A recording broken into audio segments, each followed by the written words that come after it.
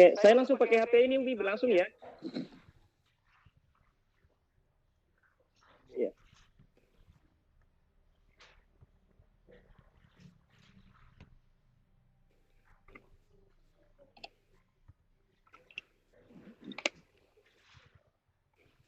Halo, Pak Yusnan. Halo, Assalamualaikum Pak Dirlan. Pak Yusnan, dengar saya? Siap, dengar Pak Dirlan. Ya, siap. Iya, suara saya bagaimana Pak? Dengar jelas Pak? Ya, jelas Pak Dirlan. Bisa siap kita mulai Pak? Insya Allah siap. Oh iya. Kita mulai Pak ya? Siap. Bismillahirrahmanirrahim. Assalamualaikum warahmatullahi wabarakatuh. Selamat malam, salam sejahtera buat kita semua, serta salam virtual Bapak Ibu guru hebat di mana saja berada. Alhamdulillahirrahmanirrahim. Puji syukur kehadirat Allah Subhanahu wa Ta'ala atas segala limpahan rahmat dan hidayahnya serta perkanannya buat kita semua. Hingga malam hari ini kita bersua kembali dengan Sadar IGI, Sarasehan dalam Jaringan Ikatan Guru Indonesia. Tayangan edukasi menginspirasi negeri kali ini hadir pada edisi yang ke-115. Dengan kata lain, bahwa Sadar IGI saat ini sudah berkiprah selama 3 tahun untuk menginspirasi guru bangsa. Sebelum kita mulai, kita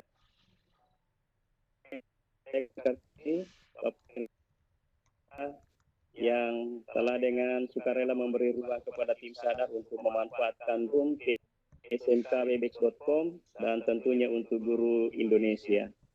Demikian juga terima kasih kepada tim Sadar yang bertugas malam hari ini, terutama Bapak Koordinator Sadar dan Ibu Umi, dan tentunya kepada Bapak Ibu guru hebat yang sempat bergabung di Sadar edisi 115 malam hari ini, di mana malam hari ini mengundang narasumber yang telah mengelola sekolah boarding di Provinsi Gorontalo, SMAS Terpadu Wirabakti, sekolah yang semi militer namun sangat religius, sekolah yang mengusung prestasi namun tidak meninggalkan spiritualitas siswanya. Kepada kepala sekolahnya, pengurus pusat Ikatan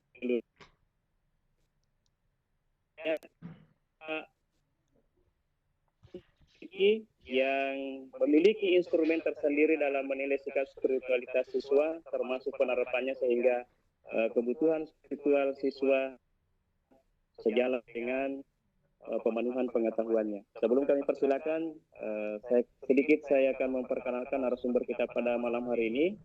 Nama lengkap Bapak Yusnan Eki, lahir di Gorontalo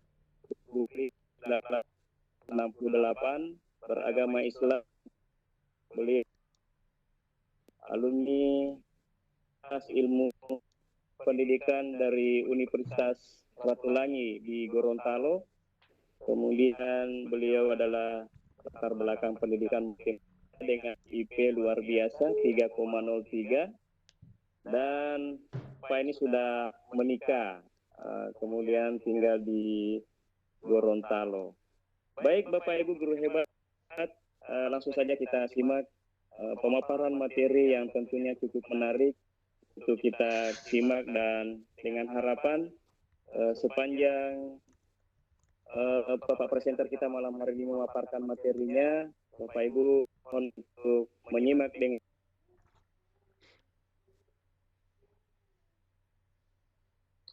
Pak Dirlan, Pak Yusnan, Assalamualaikum. Waalaikumsalam warahmatullahi wabarakatuh. Ya Pak Hai. Iya, apa kabar Pak? Alhamdulillah baik-baik Pak Hairudin. Kangen Pak Dirlan. Kangen Pak Yusnan, sorry. Pak Dirlan juga. Iya. Oke, alhamdulillah. Semoga dilaksanakan saat ini Bapak untuk memberikan penjelasan. Silakan Bapak. Melepas kangen sama Pak Yusnan. Iya. Bapak Ibu yang hadir di room pada malam hari ini, alhamdulillah ini tamu spesial, ini tamu istimewa banget buat saya ini. Silakan Pak, silakan. Pak Yusnan ini ada mau lepas kangen ini. Iya. Jadi saya pernah mengunjungi sekolahnya Pak Yusnan dan sempat jadi pembina upacara di briefing malam. Itu luar biasa, siswanya semangat, antusias. religius, dan saya yakin kalau bukan karena pimpinan sekolahnya tidak akan seperti itu, dan siswanya pintar-pintar. Mereka ngomong dengan saya bahasa Inggris, saya malah bingung jawab apa pakai bahasa Gorontalo. Terakhir saya jawab juga dengan bahasa Inggris. Itu luar biasa siswa-siswanya. Alhamdulillah Pak sudah bersedia hadir menemani kami di setiap Rabu malam, dan saya berharap ini bukan awal Pak, ini bukan akhir Pak, ini awal dari kita. Semoga nanti ngajak Bapak lagi bersedia terus. Insya Allah siap. Oke Pak. Jadi saya juga tidak berlama-lama, nanti ada yang marah, ini masih kangen, nanti di Japri aja katanya. Oke, silakan dilanjut Pak. Iya. Baik, lanjut. Ya, siap.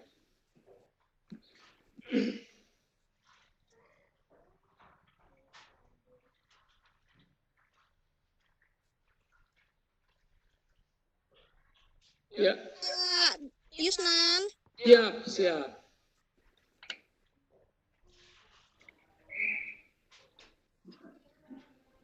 Siap menunggu perintah Umi.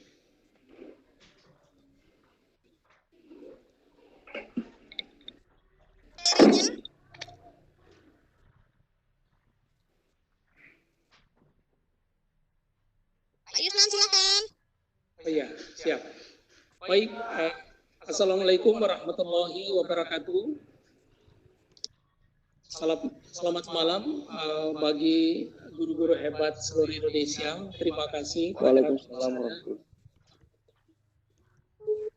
Terima kasih pada semuanya yang telah memberikan penghargaan pada kami untuk bisa berbagi pada malam ini, dan semoga malam ini adalah malam yang terindah bagi kita dalam rangka mengembangkan kita dan anak-anak kita menjadi lebih baik, utamanya pada materi yang akan kita bawa pada malam ini. Baik, teman-teman guru hebat, kali ini teman-teman sadar, mohon kesediaan kami untuk bisa membawa materi, dan materi yang kami siapkan adalah merancang instrumen penilaian sikap spiritual.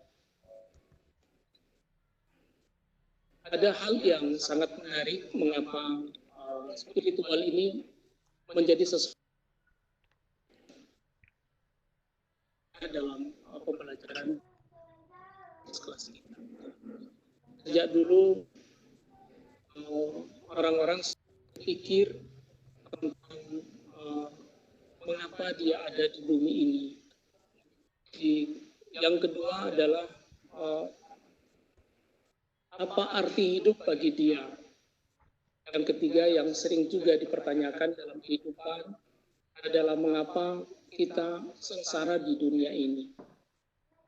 Ketika kami berada di sekolah, pada saat mereka pertama masuk, pada saat proses, dan pada saat mereka akan keluar dari sekolah, itu selalu ditanya.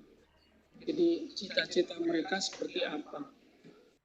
Maka beragam sekali jawaban anak-anak ketika ditanya tentang cita-cita mereka berada di dunia ini. Dan disitulah kesempatan kita untuk memberi jalan yang terbaik kepada mereka. Seharusnya mereka harus menuju ke arah yang mana agar mereka tidak tersesat berada di kehidupan selama mereka berada di dunia, dan akan menghadapi kehidupan sesudah kehidupan di dunia ini, sebagaimana pada picture yang kedua yang kami gambarkan di dalam presentasi ini, mulai dari lahir sampai dia berada di dalam kubur. Dan itulah proses yang kita hadapi sampai kita mengakhiri kehidupan ini bersama anak-anak kita, keluarga kita, dan masyarakat kita. Kemudian hal yang paling penting di anak-anak yang sering dijumpai adalah ketika anak-anak mengapa sesuatu itu menimpa dia, mengapa tidak menimpa orang lain. Kadang-kadang orang yang sudah melakukan kegiatan keagamaannya dengan baik, jadi kalau dia orang muslim, salatnya baik, baca Qurannya baik, tetapi dia masih mendapatkan penderitaan yang luar biasa. Demikian juga dengan orang yang rajin ke gereja, dia rajin beribadah, doa, tetapi juga dia mendapatkan penderitaan yang luar biasa. Dan masuk ketika kita berada di kelas kita, masalah yang bisa terjadi. Ketika kita melihat ada anak-anak yang amalan agamanya baik, tetapi kadang-kadang dia tidak baik. Sebaliknya ada anak-anak yang amalan agamanya tidak baik, tetapi perilaku kehidupan kesehariannya dengan teman, dia suka membantu teman. Kan karena tingkat spiritual dari anak-anak kita itu memiliki perbedaan. Jadi ada yang tingkat spiritualnya tinggi dan ada juga yang memiliki tingkat spiritualnya sangat rendah.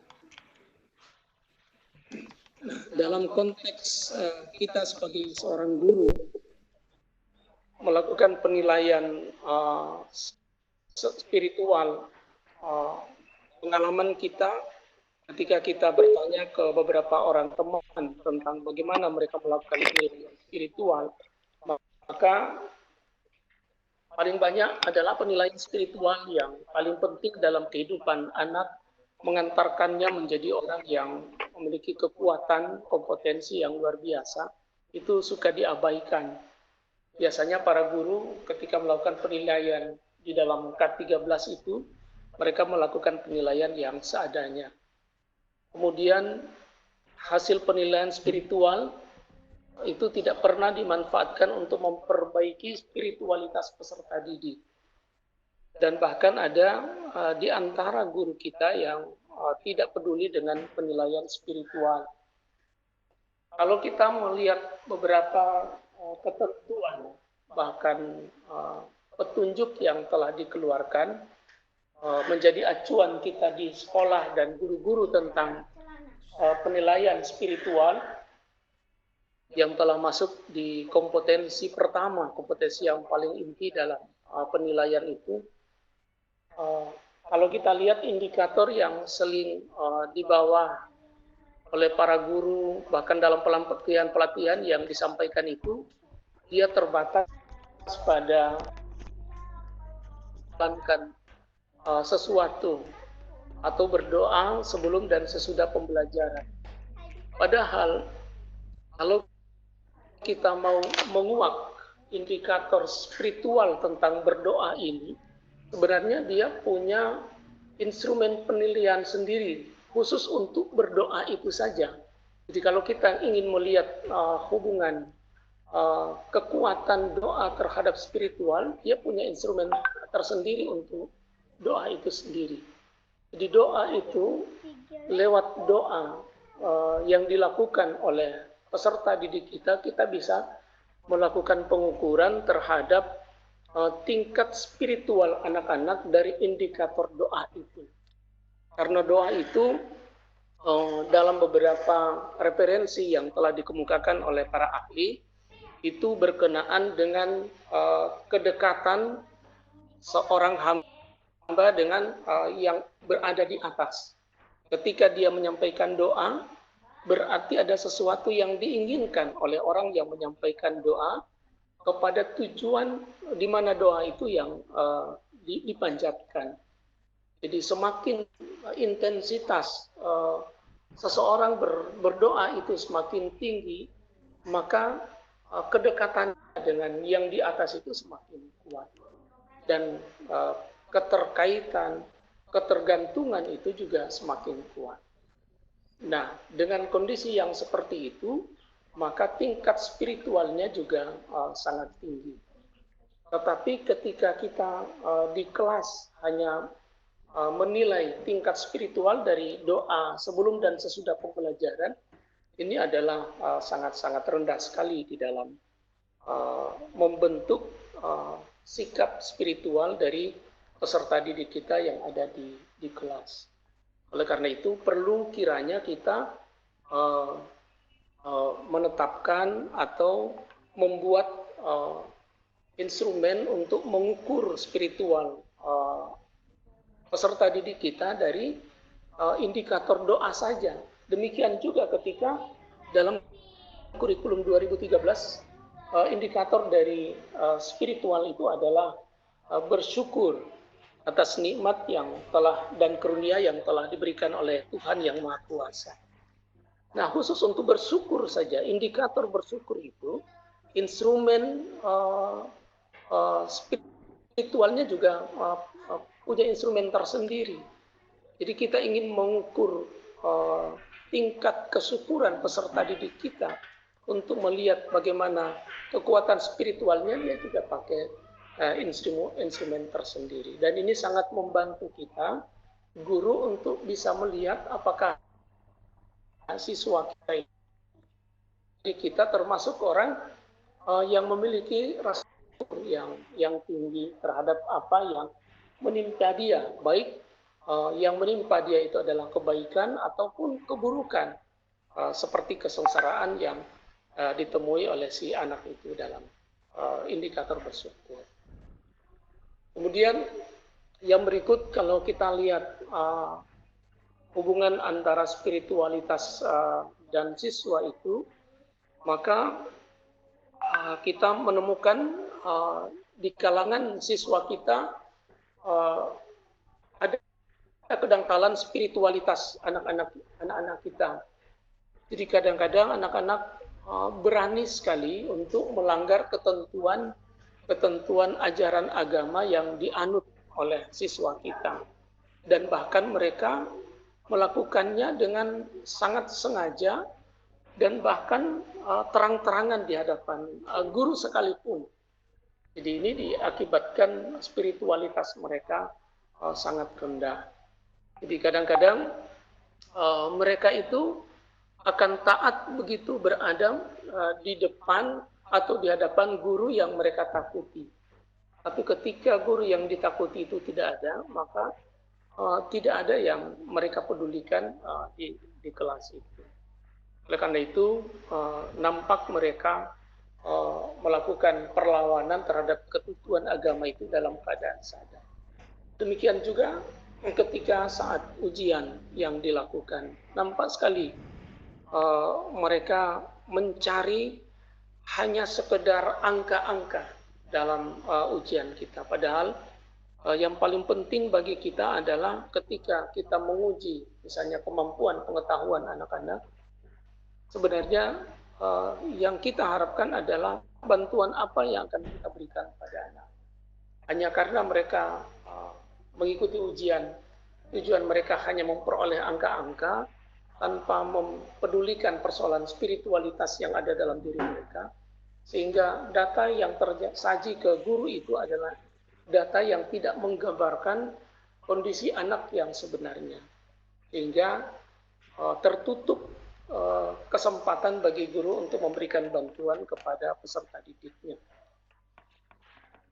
Ya, selanjutnya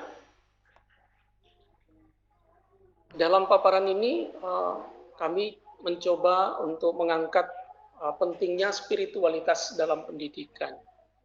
Kita tahu bahwa pendidikan itu salah satu upaya yang dilakukan, sebagaimana yang kita lihat dalam rumusan tujuan pendidikan nasional, adalah bagaimana membentuk kematangan mental spiritual dari peserta didik yang ada di sekolah. Bagaimana kita dengan kematangan mental spiritual itu, sehingga kita bisa menjaga dan memelihara perilaku dan pikiran si anak. Jadi apa yang didengungkan pada saat ini dengan berpikir kritis, kemampuan berkomunikasi dan sebagainya itu hanya bisa dipelihara jika peserta didik itu betul-betul kita siapkan kematangan mental mereka. Jadi mereka belajar dari kesalahan yang mereka buat dan kesalahan yang dibuat oleh peserta didik yang lain, baik berada di kelas ataupun berada di kelas. Kita menggunakan penderitaan yang dirasakan, masalah yang dirasakan oleh seorang siswa dengan komunitas siswa dengan yang lainnya, untuk merawat pikiran mereka dan merawat perilaku mereka.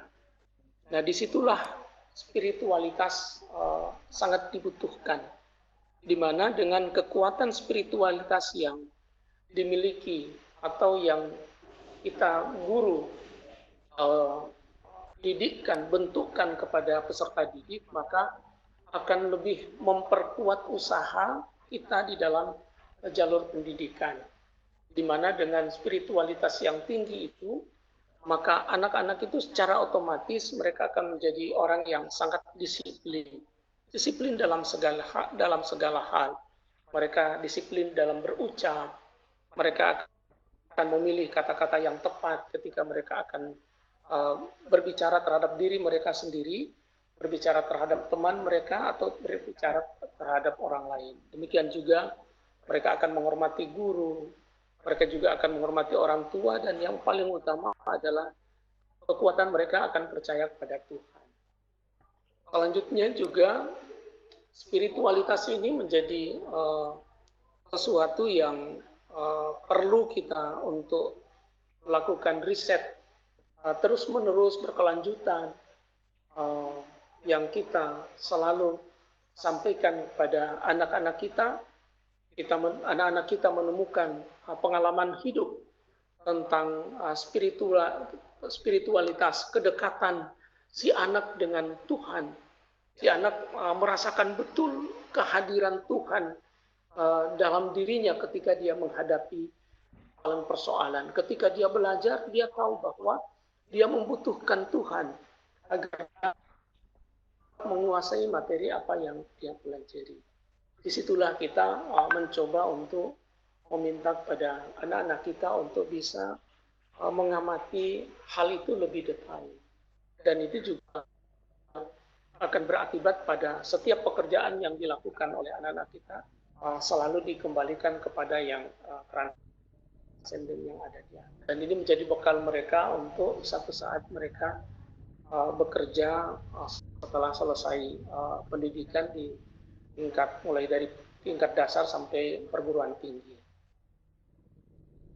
Selanjutnya kita masuk ke beberapa pengertian spiritual. Jadi para ahli konsep spiritual kami memilihkan beberapa saja yang penting, yang sederhana, dan spiritual itu berasal dari kalau kita lihat Kamus Besar Bahasa Indonesia, spirit itu dia sepadan dengan semangat, jiwa, dan sukma. Dalam Webster Dictionary, dia berasal dari kata spiritus, yang berarti nafas, dan penjelasan lebih detail tentang makna spiritus ini disampaikan oleh para ahli bahwa spiritualitas itu berkenaan dengan napas. Jadi manusia itu kalau dia tidak bernapas, maka dia tidak hidup. Demikian juga dengan spiritual. Seorang yang tidak memiliki spirit berarti dia tidak hidup. Oleh karena itu dimaknai bahwa spiritual adalah kebangkitan diri dalam mencapai makna hidup dan tujuan kehidupan. Ada dua hal yang menjadi sorotan para ahli ketika membahas masalah spiritualitas. Yang pertama adalah makna hidup, dan yang kedua adalah tujuan hidup. Kemudian yang lain juga berpendapat bahwa spiritual adalah sesuatu yang sangat esensial dari keseluruhan kesehatan dan kesejahteraan seseorang. Jadi banyak penelitian yang sudah dilakukan bahwa sehat dan sejahtera seseorang akan sangat ditentukan oleh spiritual yang dimiliki oleh setiap orang. Semakin kuat konektivitas seseorang dengan yang di atas itu, maka semakin sehatlah jasmaninya, semakin sejahtera dia dalam kehidupan. Kemudian ada beberapa substansi spirit yang coba kami sampaikan di sini. Spirit itu berkenaan dengan karakter dan inti dari jiwa-jiwa manusia yang masing-masing saling berkaitan. Jadi karakter dan jiwa manusia itu dia saling berkaitan. Jiwa itu akan mempengaruhi karakter dan karakter juga sebaliknya. Dan juga spirit juga berkenaan dengan pengalaman dari keterkaitan jiwa-jiwa tersebut yang merupakan dasar utama dari keyakinan spiritual. Jadi ini yang paling penting kita harus pahami di dalam mendidikan kepada anak-anak kita. Jadi pengalaman anak-anak dalam kehidupan keseharian, apakah dia bolos di sekolah, dia melawan guru, ini adalah wadah bagi kita untuk membentuk kekuatan spiritual anak-anak. Karena pengalaman mereka itu bisa dihubungkan dengan kondisi jiwa yang ada dalam diri mereka dan karakter yang sementara berada dalam diri mereka. Dan spirit itu merupakan bagian yang terdalam dari jiwa. Dan dia juga adalah alat komunikasi atau sarana yang memungkinkan manusia untuk berhubungan dengan Tuhan. Yang berikut, spirit juga mengacu pada konsep bahwa semua spirit saling berkaitan, yang merupakan bagian dari sebuah kesatuan. Jadi yang lebih besar. Jadi inti adalah spirit itu sendiri. Kemudian juga kami mencoba mengangkat salah seorang peneliti spiritual. Beliau menyampaikan bahwa spiritual dapat dipandang sebagai memahami pribadi melalui pencarian untuk menemukan jawaban atas pertanyaan tentang hidup, makna hidup dan hubungannya dengan yang suci atau transenden, baik yang bersumber dari religi ataupun yang tidak bersumber dari religi. Ini hal yang sangat menarik ya, ketika spiritual ini kita sandingkan dengan religi. Jadi beberapa ahli membedakan antara religiusitas dengan spiritualitas, di mana religiusitas itu dipandang sebagai praktek keagamaan, baik secara pribadi atau secara komunitas. Sedangkan spiritualitas adalah agama dari seseorang ini. Jadi seorang yang melaksanakan amalan agamanya, kalau dia tidak memiliki spirit, tidak memiliki spiritualitas, tidak memiliki rasa keberagamaan, tidak memiliki hubungan yang intim dengan yang ditaatinya, maka hubungan antara dirinya dengan yang suci itu sangat rendah. Kemudian ada beberapa teori yang berkembang. Kami mencoba untuk mengangkat pendapat Piedmont, sense of connectedness. Jadi adalah suatu suasana yang menggambarkan keyakinan atas salah satu bagian terbesar yang berkontribusi pada kehidupan manusia dan sangat diperlukan dalam menciptakan kehidupan dan kehidupan keharmonisan.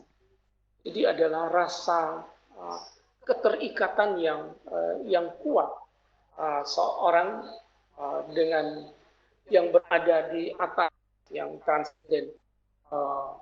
Itu adalah sangat komponen yang sangat penting dari spiritualitas. Yang kedua juga ada yang memasukkan komponen universality dalam komponen spiritualitas, di mana bahwa segala apa yang ada ini merupakan satu kesatuan yang tidak terpisahkan dari alam semesta.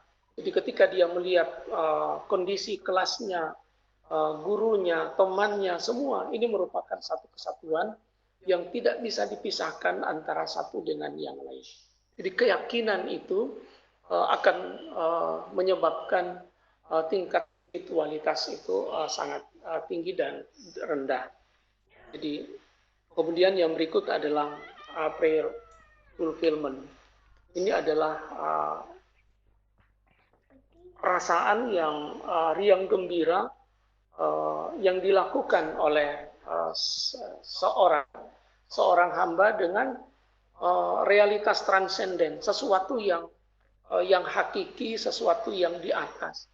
Jadi kalau hubungan ini dibina dengan riang dan gembira, seorang yang melaksanakan ajaran agamanya, dia berdoa dengan riang gembira, dia datang ke masjid, dia datang ke pura, dia datang ke gereja, dia melaksanakan dengan riang gembira, maka ini juga akan memperkuat spiritualitas.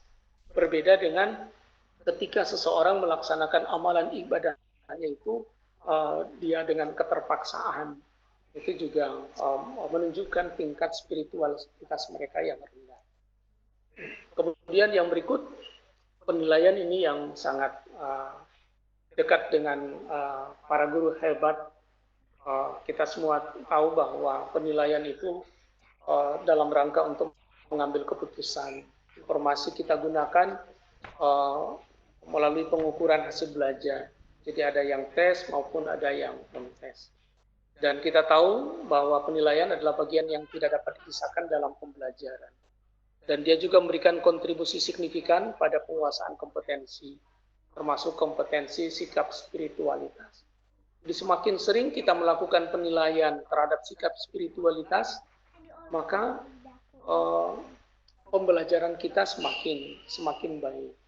Jadi kompetensi yang lain semakin mudah kita belajarkan kepada anak-anak kalau kita sukses membelajarkan spiritualitas kepada anak-anak kita. Kemudian ini ada pendekatan penilaian, ini kita sudah sangat paham tentang persoalan ini. Kita next saja, kita lebih bagaimana kita berdiskusi lebih lanjut. Kemudian instrumen penilaian ini adalah alat bantu untuk mengumpulkan data atau informasi. Jadi dalam penilaian dipandang sebagai suatu pernyataan berdasarkan jumlah fakta untuk menjelaskan karakteristik seseorang atau sesuatu.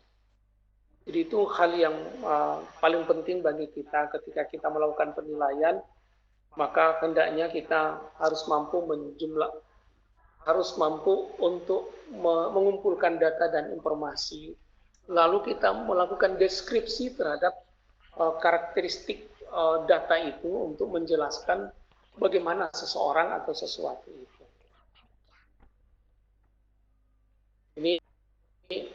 Ini sudah kita skip saja untuk penilaian sikap spiritualitas dalam kurikulum 2013.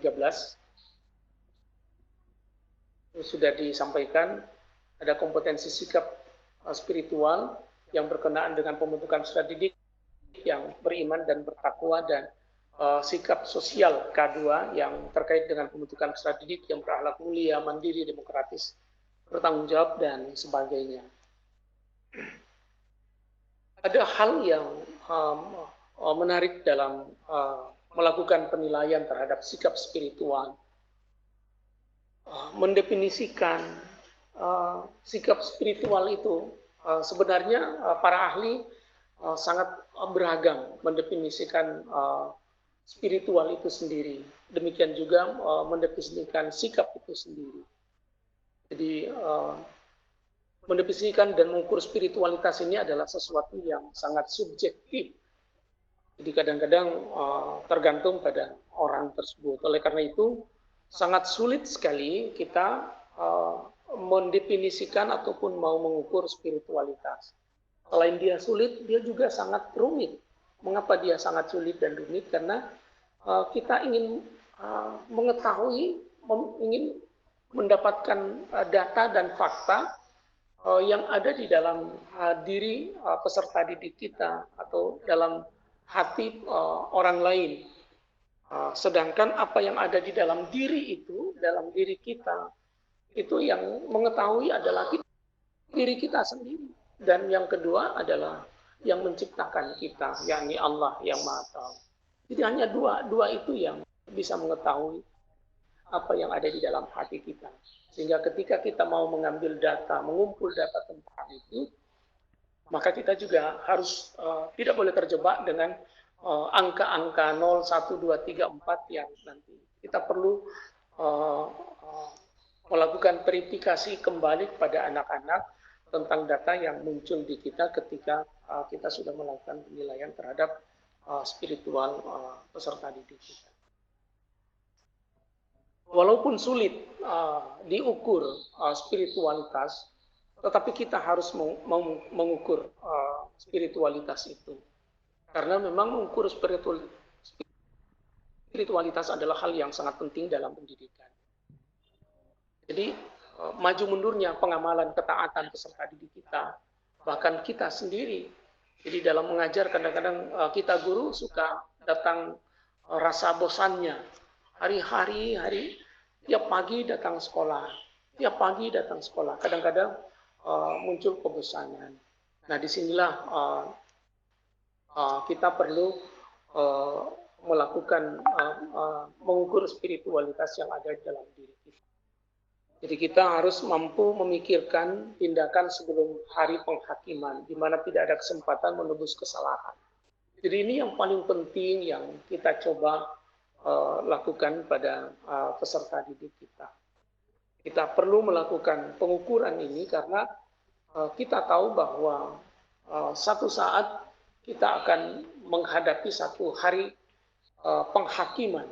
Jadi kita akan menghadapi pengadilan di satu saat setelah kehidupan ini, di mana pada saat hari penghakiman itu tidak ada lagi kesempatan bagi kita untuk menebus kesalahan itu. Dan ini adalah poin yang sangat penting yang perlu kita tanamkan kepada peserta didik kita. Dan kita perlu melakukan penilaian diri sebelum kita dinilai pada hari penghakiman tersebut. Jadi sepanjang kita masih diberikan kesempatan untuk menilai diri kita, maka kita masih ada kesempatan untuk memperbaiki diri kita menjadi lebih baik. Sehingga hidup kita akan menjadi konsisten dan kita lestari.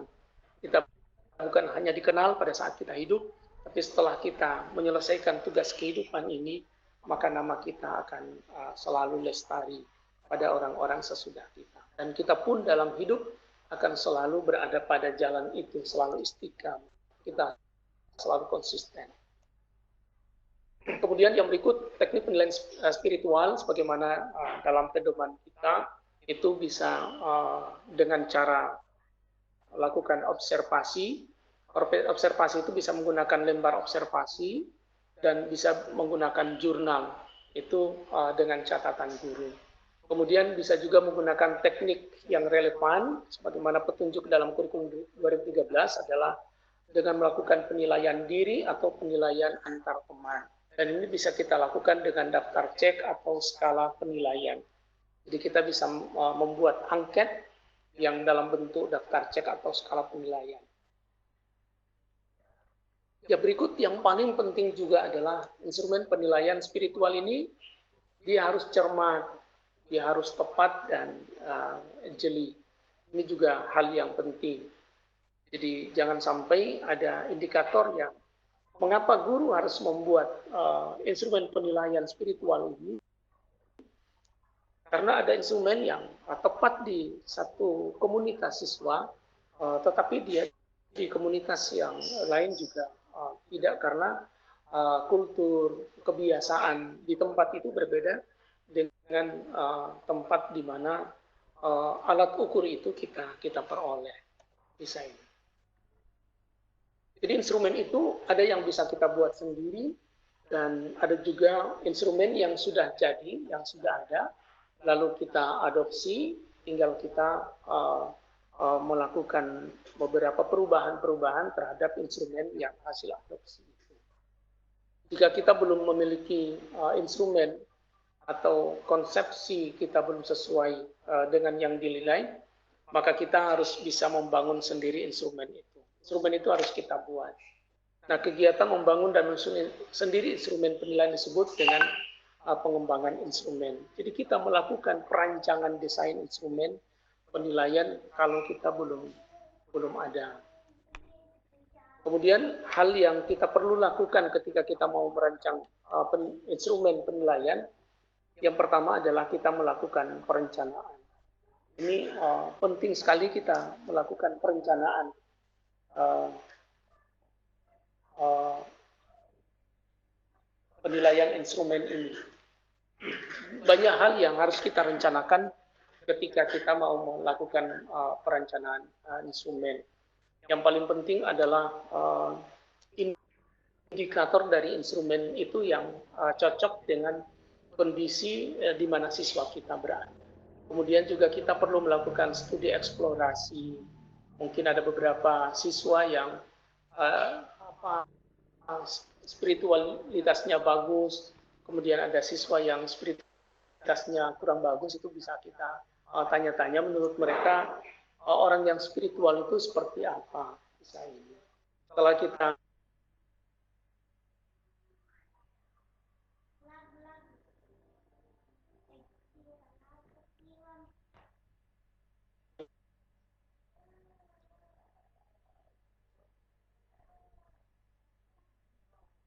yang memahami tentang konsep-konsep spiritual, baik tokoh agama atau dia seorang peneliti atau orang yang konsentrasi di dalam melakukan penelitian terhadap hal-hal yang berkenaan dengan sosial, kondisi sosial masyarakat.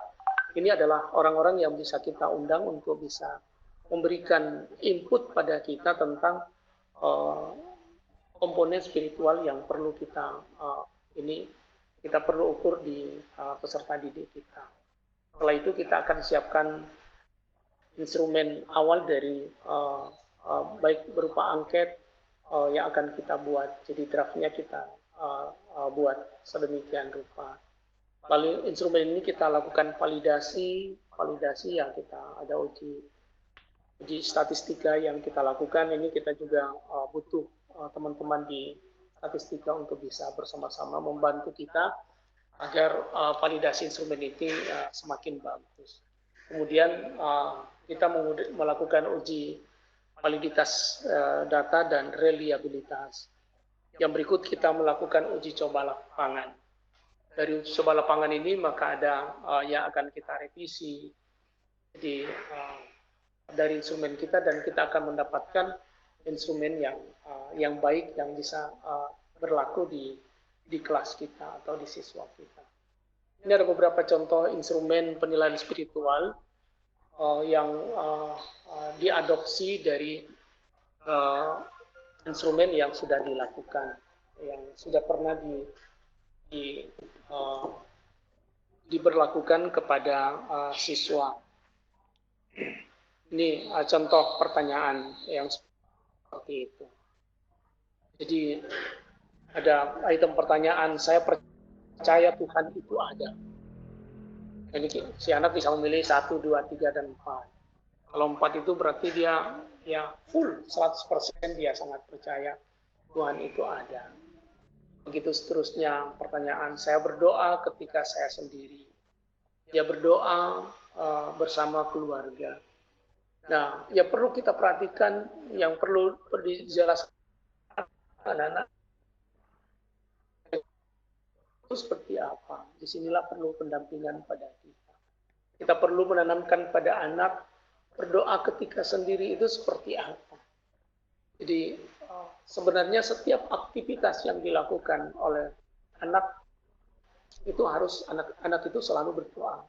Ketika dia mendapatkan kebahagiaan berdoa, mendapatkan kesedihan berdoa, bahkan pengalaman diputuskan oleh pacarnya juga dia berdoa, dia mendoakan dirinya, mendoakan pacarnya sudah menyakitinya.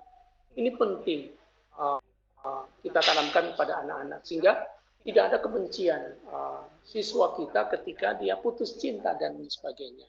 Dia tidak menyalahkan dirinya dan tidak menyalahkan pasangannya yang telah memutuskan cintanya.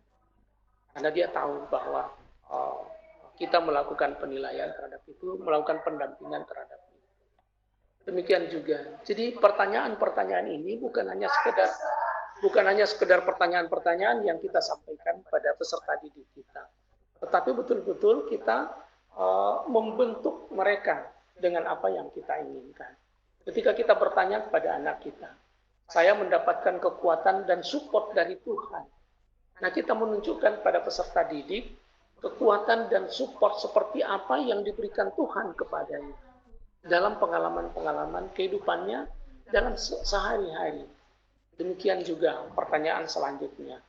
Jadi beberapa pertanyaan yang bisa dilihat oleh teman-teman guru hebat ini bisa dikoreksi, bisa ditambahkan, bisa juga dikurangi. Ini sampai jumlah pertanyaannya ini sampai 32 pertanyaan. Kemudian juga ada contoh yang lain.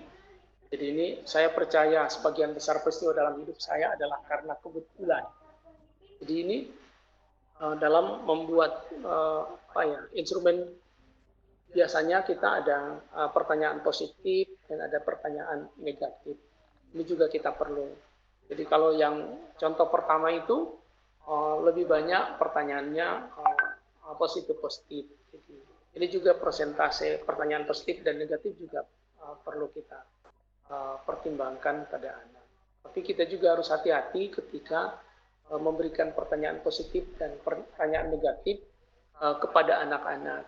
Yang kedua juga kita hati-hati ketika kita mau melakukan analisis terhadap pertanyaan positif dan pertanyaan negatif. Jangan sampai semuanya dianggap pertanyaan positif semua, sehingga nilai tertingginya 4 semua.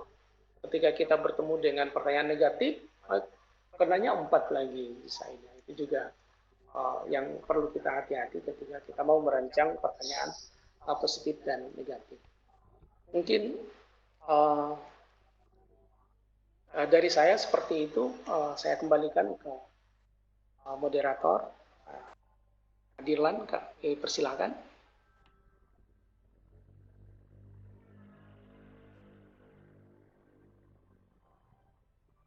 Halo?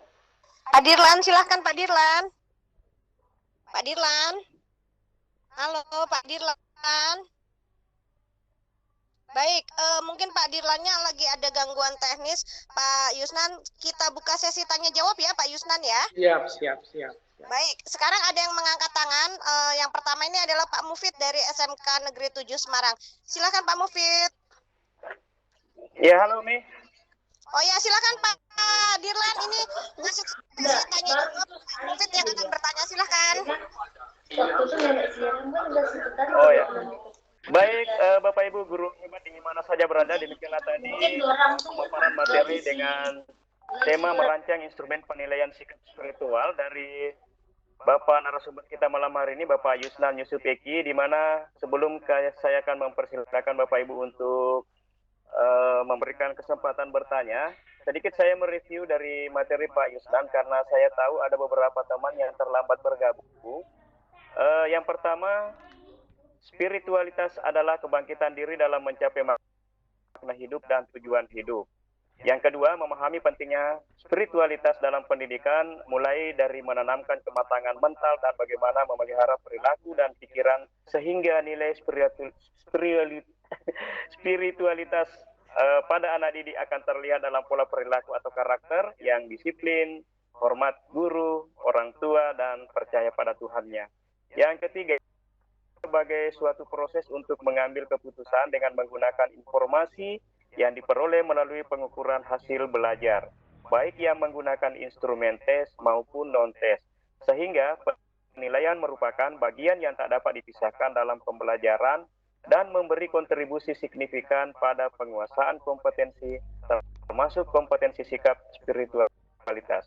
Yang keempat, semakin sering kita melakukan penilaian spiritual, akan semakin baik pembelajaran yang kita lakukan. Dan kelima, walau sulit guru melakukan penilaian sikap spiritual, namun harus dan mesti diukur, karena penilaian spiritualitas adalah hal yang sangat penting. Dan yang terakhir, dan ini yang paling penting buat kita semua, bahwa nilailah diri sebelum dinilai di hari penghakiman, pikirkan tindakan sebelum hari penghakiman, di mana tidak ada kesempatan untuk menebus sebuah kesalahan. Menarik sekali tentunya Bapak Ibu pemaparan yang disampaikan oleh Bapak Yusnan Yusuf Eki dari Ketua IGI Gorontalo. Dan untuk kesempatan kali ini kami persilakan kepada Bapak Ibu untuk mengajukan pertanyaan, tentunya segelitik pertanyaan yang menggugah hati kita karena materi ini cukup menarik dan erat kaitannya dengan keseharian kita sebagai guru di tempat tugas kita. Baik, silakan Bapak Ibu boleh angkat tangan ataupun bertanya langsung kepada narasumber dan juga bisa dengan melalui chat. Pak Dirlan, maaf tadi saya sudah Kami mempersilahkan Pak Mufid tadi waktu Pak Dirlan terputus. Pak Mufid dulu, baru nanti sesi baca chat dan disambung sesi bertanya langsung. Oh iya, Silakan. iya. Kok setnya nggak ada ya, Pak? Oh ya. Silakan Pak Mufid. Iya. Silakan. Dulu ya lagi. Pak Mufid silakan. Ada saja.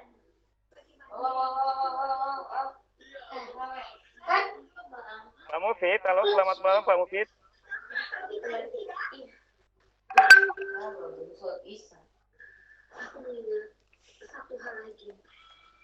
Reumi itu Mbak Ani Reumi, bukan Mas Mufid. Oh Mas, bukannya. Ya baik, mungkin Mas Mufidnya lagi ini. Kita persilakan dulu dengan Ibu Asning Cuk ya. Asning Cuk 1974, silakan Ibu. Selamat malam. Selamat malam. Selamat malam, Bu. Iya, selamat malam Ibu, silakan. Ya, terima kasih Pak. Saya mau bertanya tentang karakter dan inti dari jiwa-jiwa manusia. Menarik sekali yang dikatakan Bapak tadi di situ, bahwa bolos melawan guru ini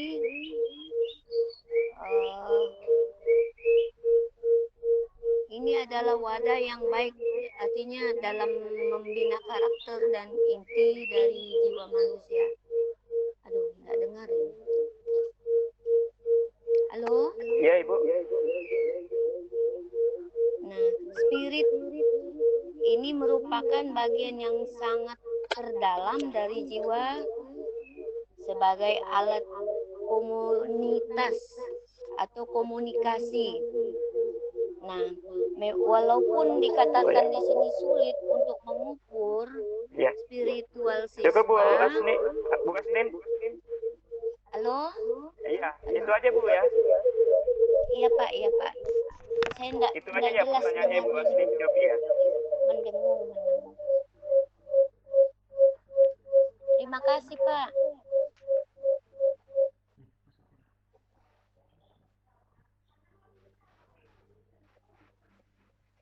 Oke, terima kasih Bu Asning ya.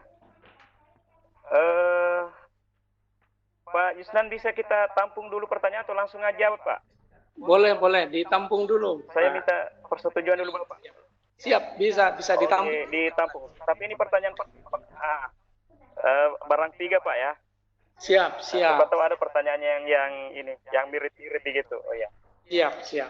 Selanjutnya, iya. Terima kasih Pak. Oke, selanjutnya Pak Hermansyah, silakan Pak Hermansyah. Halo, selamat malam Pak Hermansyah. Ya, silakan Pak.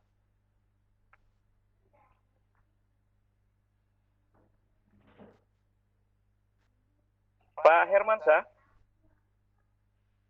Ya. Tidak ada suara Pak.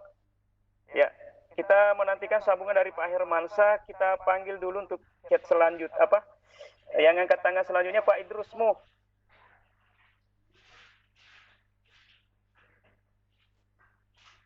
Pak Idrus. Hapus ya.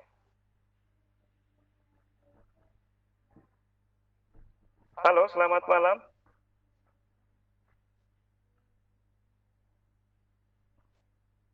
Oke Pak Yusnan, ini saya bacakan dari chat teman-teman kita. Ini tadi ada pertanyaan yang pertama yang bertanya langsung itu tentang penilaian jiwa-jiwa manusia dan karakter manusia. Iya Pak, halo. Kemudian ini ada dari chat Pak, di pertanyaan kedua, penilaian spiritual apa berlaku hanya pada mata pelajaran pendidikan agama dan PKN. Ya, ini maksudnya apakah hanya berlaku penilaian spiritual itu pada pelajaran agama saja dan PKN? Itu Pak. Terus yang ketiga,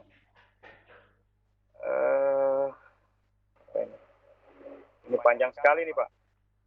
Siap. Kemudian ini terkait dengan 50% berasal dari daerah yang kental dengan adat budaya di mana anak usia SD SMA sudah akrab dengan miras dan pergaulan bebas karena sudah menjadi hal yang biasa di lingkungan mereka sehingga kadang terbawa ke lingkungan sekolah. Pendekatan seperti apa yang bisa dilakukan kepada anak didik seperti ini beserta dengan orang tuanya Pak? Bisa dipahami Pak? Siap. Pak Yusnan? Siap. Oke, silakan Pak. Ya, baik, terima kasih. Yang pertama, ya salam buat teman guru hebat semua. Saya mencoba dan mohon maaf jika jawaban ini kurang pas ya. Yang pertama adalah pertanyaan tentang karakter dan inti jiwa manusia seperti apa ya bisa ini. Sebagaimana yang kami uraikan bahwa spirit itu dalam Kamus Besar Indonesia itu berarti jiwa atau ruh gitu ya. Jadi kalau saya secara pribadi bahwa spiritual itu adalah ruh itu sendiri, ruh yang berada di dalam diri setiap manusia. Di mana ada keyakinan kita bahwa ruh itu adalah sesuatu yang berasal dari luar diri yang dimasukkan oleh yang di atas itu, oleh yang menciptakan manusia ke dalam diri kita. Dan ruh itu dia adalah sesuatu yang berasal dari yang mencipta. Nah, karena ruh ini adalah sesuatu yang berasal dari yang mencipta, maka ruh ini selalu mencari koneksi dengan asalnya, dengan yang di atas itu. Selalu dicari koneksi itu. Hanya memang kita dilengkapi dengan beberapa komponen instrumen yang ada di dalam diri kita. Seperti pikiran kita, dan lain sebagainya yang juga bisa berpengaruh terhadap ruh ini. Jadi ruh ini semakin dia semakin kuat atau semakin lemah, itu juga akan dipengaruhi dengan apa yang kita pikirkan dan perilaku apa yang dilakukan oleh kita dan orang-orang yang ada di sekitar kita. Jadi kondisi pengalaman yang terjadi pada setiap anak itu akan sangat berpengaruh terhadap ruh yang ada di dalam diri kita yang berasal dari luar itu. Oleh karena itu ketika kita ingin memperkuat spiritual kita, maka yang harus kita lakukan adalah komponen dari spiritual itu adalah connectiveness. Jadi selalu mencari hubungan yang kuat dengan antara ruh dengan yang menciptakan ruh itu. Kalau itu koneksi itu yang selalu kita bentukkan di kelas kita pada peserta didik kita, maka sikap spiritual si anak itu akan semakin tinggi. Itu yang pertama. Yang kedua, saya langsung ke pertanyaan ketiga, di mana ada 50% siswa itu mereka sudah terbiasa dengan pergaulan bebas, dengan miras, misalnya. Ruh itu adalah sesuatu yang sangat hakiki. Dia dapat mengenali sesuatu yang buruk dan tidak buruk. Saya ketika anak-anak melakukan pelanggaran, sering saya bertanya kepada mereka. Jadi kita membuatkan instrumen kepada peserta didik itu, pada siswa itu, apakah mereka puas, apakah mereka senang dengan perbuatan-perbuatan yang telah mereka lakukan telah melakukan pelanggaran-pelanggaran itu.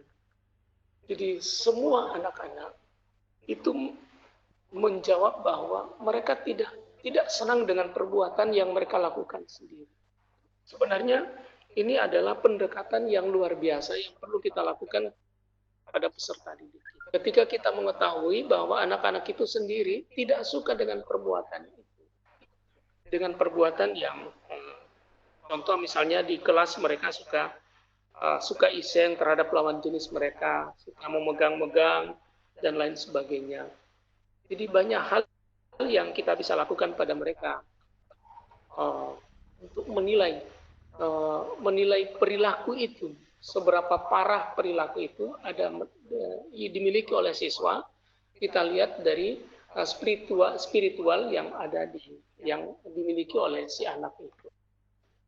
Saya yakin kalau kita melakukan pengukuran terhadap spiritual anak-anak, maka perilaku-perilaku menyimpang, termasuk budaya minum-minuman keras itu bisa berkurang di tingkat anak-anak kalau kita menitik beratkan pembelajaran kita kepada sikap spiritual.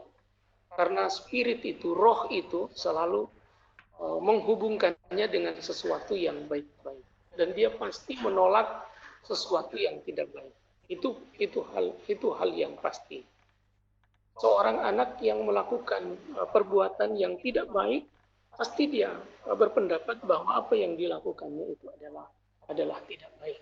Jadi itu yang berbeda dengan anak yang sudah berada pada tahapan tinggi ya tentang perilaku-perilaku menyimpang itu. Tapi pengalaman kami di sekolah rata-rata anak masih berada di tahapan yang boleh dibentuk untuk sikap spiritual mereka. Kemudian pertanyaan kedua tentang penilaian spiritual hanya pada pendidikan agama dan PKN ini apa ya? Kalau kami penilaian spiritual itu harus dilakukan oleh semua guru. Jadi bukan hanya guru agama atau guru PKN yang melakukan penilaian spiritual. Jadi semua guru harus melakukan penilaian spiritual. Karena mereka melakukan penilaian spiritual, maka mereka juga membentukkan sikap spiritual kepada peserta didik. Hanya pada laporan pendidikan, maka yang mengumpul nilai spiritual ini adalah teman-teman yang berada di guru pendidikan agama dan PKN. Jadi mereka ke situ, di mana guru pendidikan agama dia spesifik ke spiritualis, penilaian spiritual, sikap spiritual, dan guru PKN dia spesifik ke penilaian sikap sosial. Jadi kami melakukannya seperti itu. Jadi mereka yang mengumpul, tapi data-data itu mereka ambil dari semua guru yang ada di kelas. Tapi yang paling penting bukan persoalan mengumpul data-data itu, mengumpul informasi, tapi bagaimana menggunakan informasi itu untuk membentuk sikap spiritual. Sebab kalau mengumpul data kan biasanya di akhir-akhir, padahal kita membutuhkan data itu dalam keseharian peserta didik, termasuk pengalaman mereka di dalam pembelajaran di kelas dan di luar kelas. Ini penting. Bukan hanya guru agama dan PKN. Mungkin demikian Pak Dirlan. Oh ya, makasih Pak Yusnan. Selanjutnya yang angkat tangan kita beri kesempatan Pak Ferdinand. Pak Ferdinand Jasa ya. Ya, halo, selamat Silakan, malam. Pak Ferdinand. Halo, selamat malam. Halo. Halo. Ya, halo, selamat malam. Bisa dengar suara saya, Pak? Halo. Bisa dengar Pak Ferdinand? Ya, terima kasih, Pak. Terima kasih. Ya. Presentasi yang sangat baik sekali, saya mengapresiasi. Tetapi terkait dengan penyampaian Bapak tadi mengenai penilaian, kenapa sampai hanya guru agama dan guru PKN yang mengadakan penilaian efek apa namanya? Pak Ferdinand, selamat malam. Malam, Pak, malam. Halo. Ya, silakan Pak lanjut. Ya, silakan Ya, lanjut Pak. Ya, saya menanggapi saja pernyataan Bapak tadi mengenai penilaian spiritual. Kenapa sampai hanya guru agama dan PKN? Karena sudah ada kajian, Pak. Kita tahu bahwa K13 ini mulai diterapkan pada tahun 2015. Guru-guru bidang studi selain agama dan PKN itu direpotkan dengan penilaian spiritual. Itu, Pak. Jadi guru hanya dibebankan terlalu banyak instrumen untuk menilai sikap, sehingga diambil satu kebijakan bahwa yang lebih relevan untuk menilai sikap itu adalah guru agama dan guru PKN, sehingga guru-guru yang lain itu tidak perlu lagi untuk memberikan penilaian sikap, hanya concern pada K3 dan K4. Itu alasannya, Pak. Ya. Jadi kita harus punya dasar, Pak, untuk membicarakan soal penilaian, karena penerapan K13 ini oleh pemerintah itu dianggap sebagai satu solusi untuk mengembangkan kurikulum yang lebih baik, ya, yang lebih utuh. Kan ada K1, K2, K3, K4. Karena ini menyangkut penilaian spiritual, ya. Jadi yang memang lebih relevan itu adalah guru agama dan guru PKN. Guru-guru yang lain itu hanya mensupport saja, Pak. Misalnya dalam penentuan nilai akhir. Apakah nilai semester akhir kah atau penilaian kenaikan kelas. Ya, itu untuk ruang lingkup sekolah, Pak, ya, pendidikan formal. Jadi karena ini didengar oleh seluruh orang, ya, yang ada di Nusantara ini, jadi tolong kalaupun menyampaikan hal-hal penilaian seperti ini harus ada kajian-kajian, Pak. Ya. Karena sekali lagi kalau semua guru akan menilai sikap spiritual dan sosial, itu akan memakan banyak waktu, ya, sehingga guru hanya disibukkan saja dengan instrumen-instrumen penilaian sikap. Gitu. Mungkin ini penyampaian saya, Pak. Terima kasih. Halo. Ya, terima kasih Pak Ferdinand. Terima kasih, Pak, atas pertanyaannya. Ya.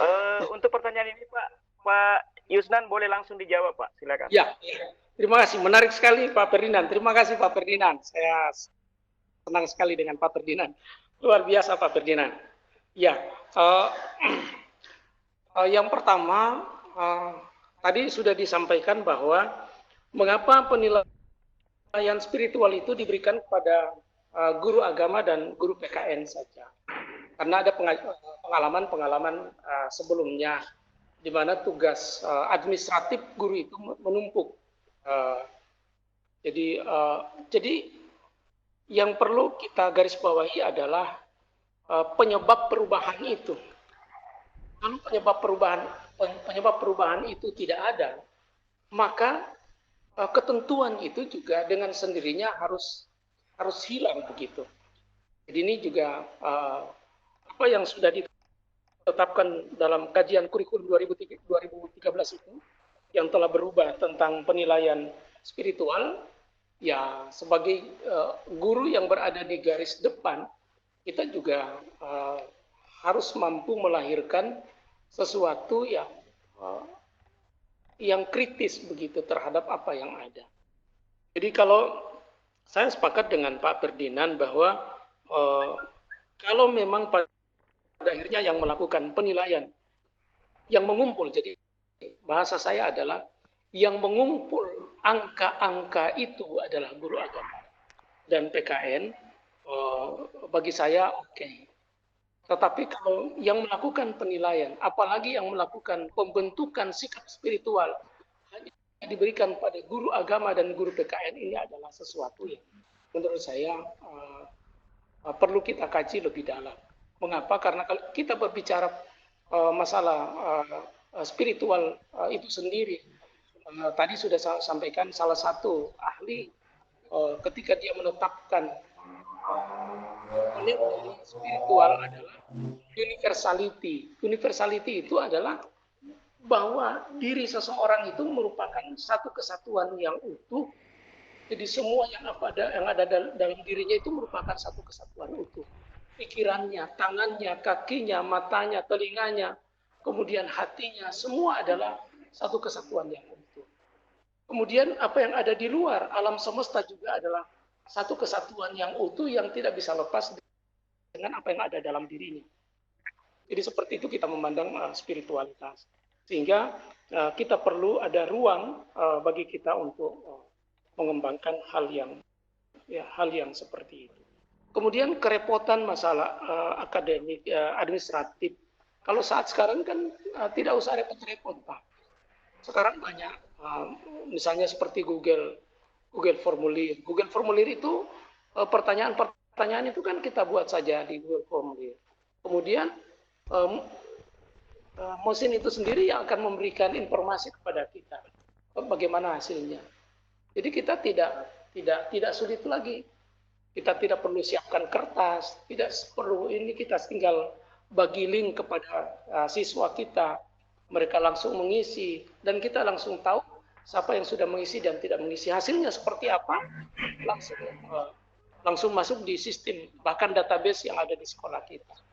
Sehingga kesulitan proses administrasi yang disampaikan oleh Pak Ferdinand dengan bergabung dengan teman-teman IG seperti menggunakan Google Formulir, saya pikir itu sudah bisa ada jalan keluar bagi kita, sehingga guru-guru tidak direpotkan dengan persoalan spiritual. Memang pada saat penilaian spiritual pertama kali dilakukan, bisa kita lihat bahwa yang merepotkan itu adalah penilaian sikap sosial, di mana konsep sikap sosial saja di petunjuk itu, dan bahkan terakhir petunjuk tentang kurikulum 2013, sikap spiritual itu sangat dangkal sekali. Seperti yang dari awal saya sampaikan, ketika kita misalnya berdoa, di kurikulum 2013 itu hanya disebutkan yang kita nilai adalah berdoa sebelum dan sesudah pembelajaran. Padahal indikator berdoa itu dalam instrumen penilaian spiritual itu, dia ada banyak pertanyaan. Jadi spiritual itu bukan perilaku doanya, bukan perilaku berdoa dari si anak itu yang kita nilai. Tetapi yang dimaksud dengan spiritual itu adalah kekuatan dari doa yang berasal dari jiwa si anak itu. Ini yang penting. Jadi bukan hanya ucapan yang disebutkan oleh anak, tetapi keterkaitan hati, jiwa, roh si anak itu terhadap perlunya dia mendapatkan bantuan dari yang dia mintai doa itu. Keyakinan itu yang paling penting, bukan sikap doanya atau lafaz atau ucapan doanya.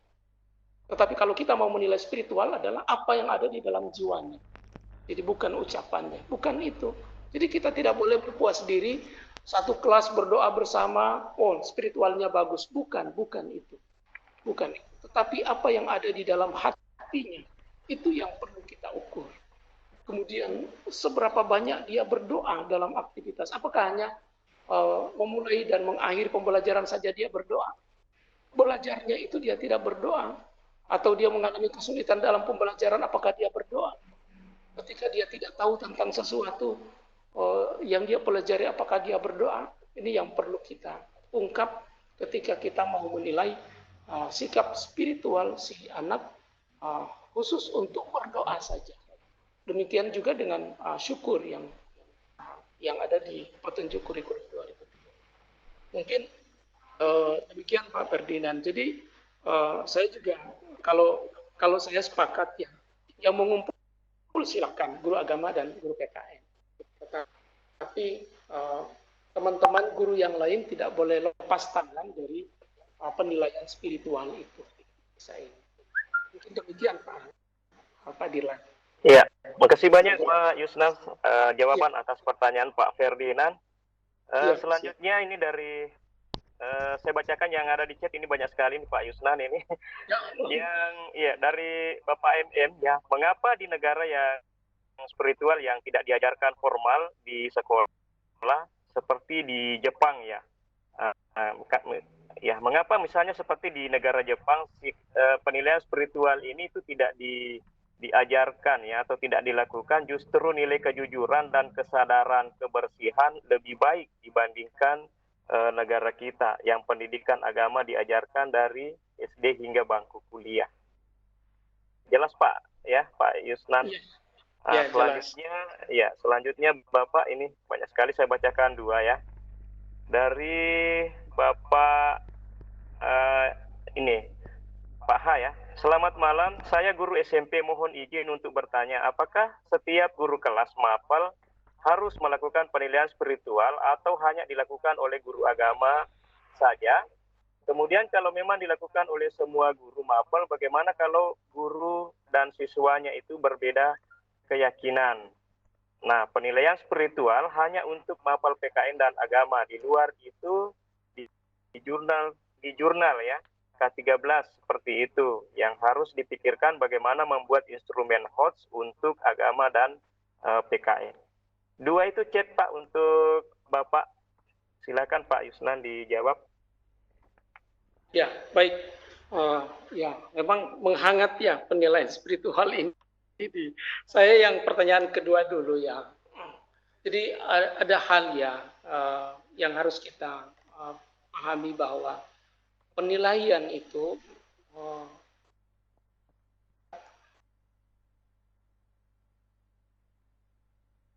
perlu kita hanya sekedar melakukan pengukuran, tapi penilaian itu adalah satu proses untuk mengambil keputusan dengan informasi yang kita peroleh dari pengukuran itu.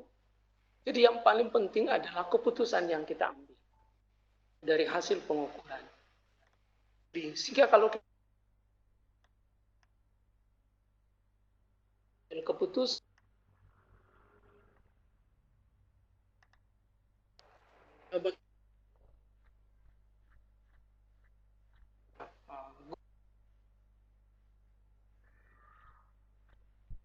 yang perlu kita diskusi sulit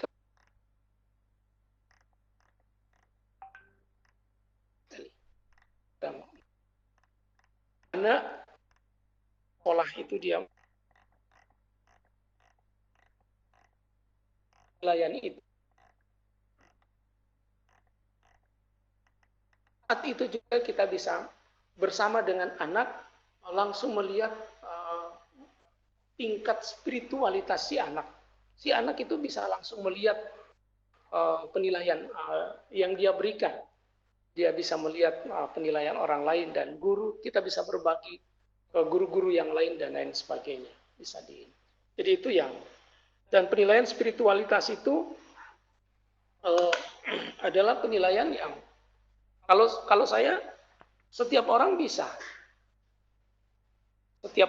melakukan itu.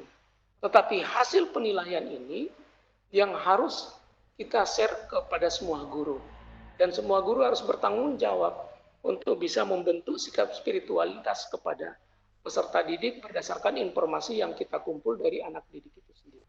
Dan informasi yang pertama kita dapat dari penilaian diri. Jadi si anak menilai dirinya sendiri. Kemudian penilaian antar teman. Kita tahu antara penilaian diri dan penilaian antar teman ini adalah pendukung. Yang paling utama adalah catatan dari guru itu sendiri. Catatan dari guru tentang bagaimana spiritualitas si anak sendiri. Baik dia dalam bentuk jurnal atau dalam pengamatan yang dia melakukan pencatatan. Jadi saya pikir saya tidak terlalu membenturkan ya apakah guru agama saja atau bukan guru agama. Jadi bisa ini. Jadi kalau saya setiap orang harus bertanggung jawab melakukan penilaian. Tidak boleh kita hanya bebankan pada satu orang. Sebab kalau kita hanya bebankan pada satu orang, maka kekhawatiran kita di dalam pengambilan keputusan dan pembentukan itu hanya diberikan pada orang-orang tertentu. Yang berikut, saya justru banyak mendapatkan instrumen penilaian spiritual itu dari negara-negara yang kadang kita kenal tidak beragama. Di Jepang itu justru penilaian spiritual adalah hal yang paling penting bagi mereka. Jadi mereka sangat peduli sekali terhadap apa yang tidak tampak dari anak-anak. Dan apa yang tidak tampak dari anak-anak itu mereka ukur dari apa yang nampak. Jadi seperti apa yang disebutkan di Jepang. Di Jepang itu mereka melakukan pendidikan tentang kejujuran. Dan kejujuran itu yang dilihat adalah apa yang ada di dalam diri si anak. Itu yang apa yang ada di dalam jiwa si anak. Itu yang paling banyak dibuat instrumen yang dari mereka. Jadi bisa ini. Oleh karena itu justru negara-negara yang tertata dengan baik spiritual mereka. Jadi perlu saya sampaikan bahwa spiritualitas itu dia lintas agama. Jadi kalau kita berbicara tentang persoalan agama itu, di agama itu hanya terbatas pada penganut agama itu. Jadi kalau misalnya dia ada instrumen penilaian agama untuk orang Islam, dia hanya berlaku untuk orang Islam. Orang Kristen berlaku hanya untuk orang Kristen. Hindu, Buddha, demikian juga. Konghucu begitu juga. Hanya terbatas pada mereka. Tetapi kalau kita mau menilai tentang spiritualitas, jadi kedekatan seseorang dengan sesuatu yang ada di atas, apapun namanya itu, semua orang pasti memiliki kedekatan dengan yang transenden itu. Semua orang. Bahkan menurut para ahli, orang yang tidak percaya Tuhan sekalipun, mereka memiliki tingkat spiritualitas. Jadi padahal mereka adalah orang yang tidak percaya Tuhan. Oleh karena itu, mereka melatih spiritualitas mereka dengan cara yang lain. Misalnya mereka dengan cara yoga, dengan cara meditasi. Jadi meditasi, yoga, dan yang semisal dengan itu adalah jalan yang ditempuh oleh mereka untuk mendapatkan spiritualitas yang tinggi. Yang mereka bangun dalam yoga, meditasi adalah membina konektivitas. Jadi membina hubungan yang intim dengan sesuatu kekuatan yang berada di luar diri mereka. Dan kekuatan itu mereka yakini memiliki pengaruh terhadap diri mereka. Seperti mereka membutuhkan ketenangan. Ketika mereka membutuhkan ketenangan, mengapa orang yoga, orang yang melakukan meditasi, mereka mencari tempat-tempat yang asri, tempat-tempat yang bagus. Karena dari tempat-tempat yang seperti itulah mereka ingin mendapatkan inspirasi terbaik untuk membentuk kesehatan mental mereka ketika mereka melakukan hal itu. Jadi Jepang dan yang semisal dengan itu, mereka adalah orang yang sangat peduli terhadap kehidupan spiritualitas. Cuma memang mereka, kekurangan mereka adalah pengamalan keagamaan mereka, di mana pengamalan mereka tidak dihubungkan langsung. Jadi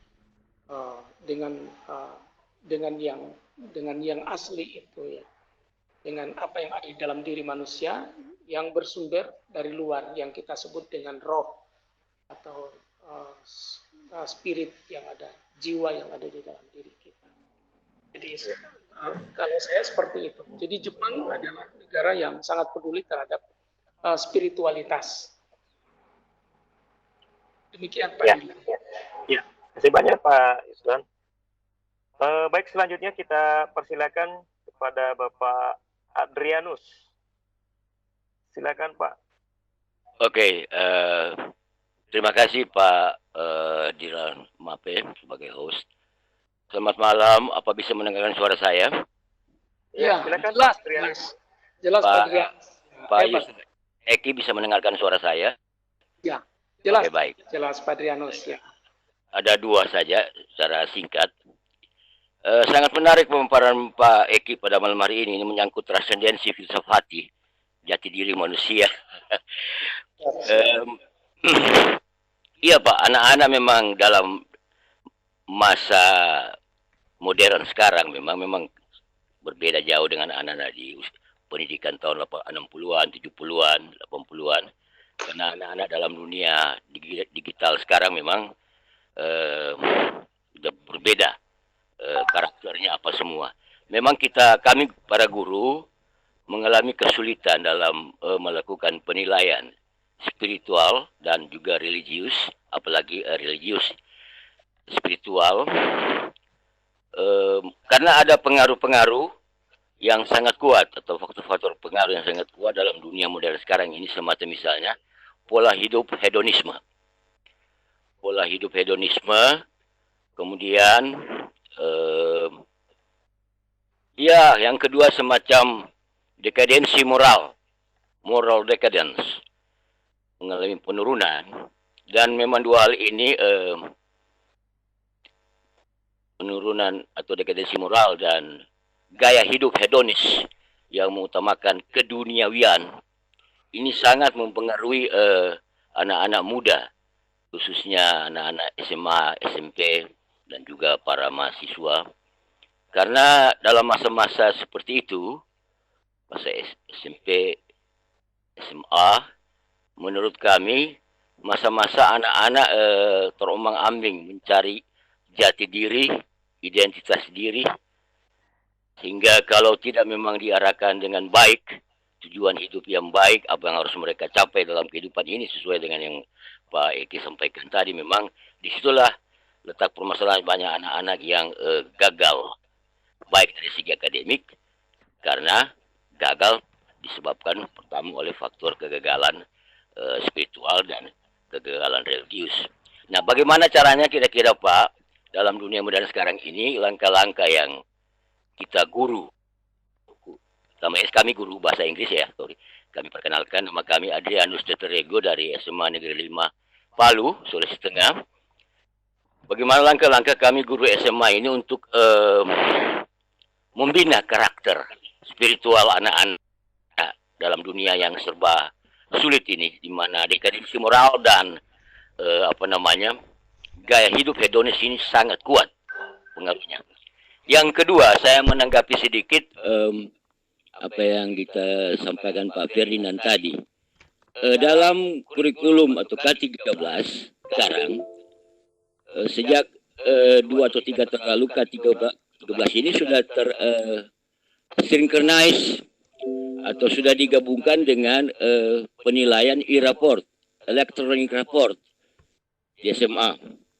Nah, dalam e-report, electronic report, penilaian hasil pendidikan secara elektronik, online itu, yang dikelola oleh Dapodik, diisi oleh masing-masing guru di unitnya masing-masing, setiap mata pelajaran itu tetap ada penilaian sikap spiritual dan penilaian sikap sosial. Jadi kan ada 4 penilaian di rapor itu.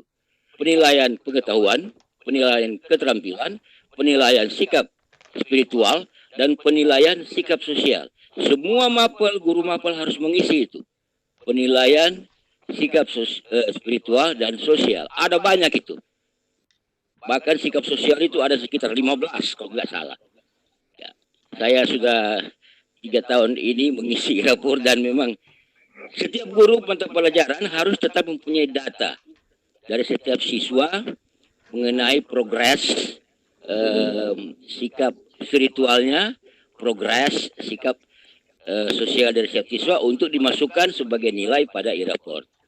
Itu. Apakah mohon tanggapan dari Pak Yusuf Eki mengenai hal ini? Terima kasih ya, Pak Irlan atas kesempatannya. Terima kasih Pak Adrianus, pertanyaan dari Palu. Luar biasa Pak Yusuf, sekedar informasi bahwa malam hari ini kita kurang lebih 200 guru hebat yang bergabung di room kita pada malam hari ini. Selanjutnya saya tambahkan satu pertanyaan dari ruang chat ini Pak Yuslan, dari Pak Ismail ini. Izin bertanya Pak, saya Ismail dari Meranti Riau. Saya terkadang sering mengingatkan ke anak-anak tatkala anak-anak yang super aktif dengan melakukan pendekatan religi tentang orang tuanya yang jelasnya